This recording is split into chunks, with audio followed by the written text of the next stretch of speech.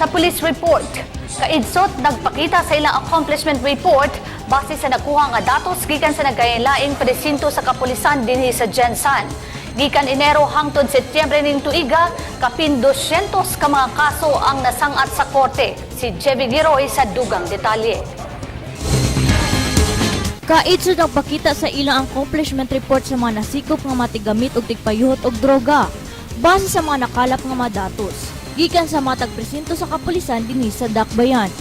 Gani suka January ning tuiga hangtod karong bulana ug 234 usab ang naaresto nga mga sospetsado. Sa bypass operation mikabat sab sa 37 ka nasikop, 52 sab pinaagi sa search warrant ug 77 kadto mga suspect na nasikop pinaagi sa checkpoint. From January to September, meron tayong 166 operation.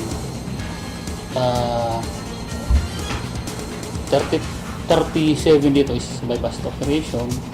Yung 52 is implementation of search warrant. Then yung 77 is yung Uplansita checkpoint. Out of the 166 operation, nakapag-file tayo ng criminal complaint against sa mga arrested person. Ito ay umaabot ng 281 na cases. Gibutya Ginoo ni Police Senior Inspector Ananias Vasquez sa kaidsot nga halos ang dagkong nasikop nila nga mikabat sa 150 ka gramo nga magkantidad dili moubos sa 1 ka milyon ka pesos diya sa Barangay Bula, Jensan nga si Saida Parnan. At yung mga arrested person na paila natin is 234 na mga suspects ang arrested. Yung mga kaso nila?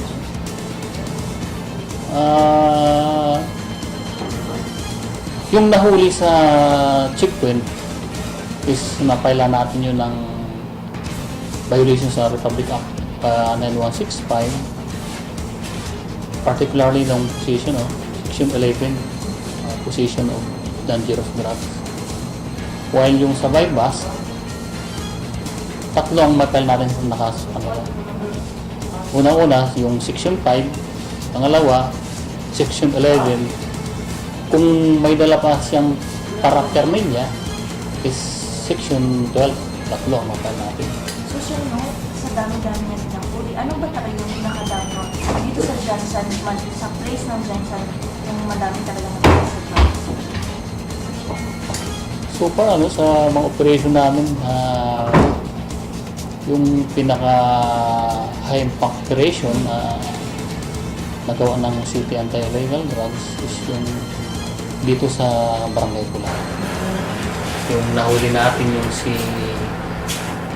Saida Parnan na nakuna natin ng 151 grams ng pinagbabawal na droga, particularly yung sugar.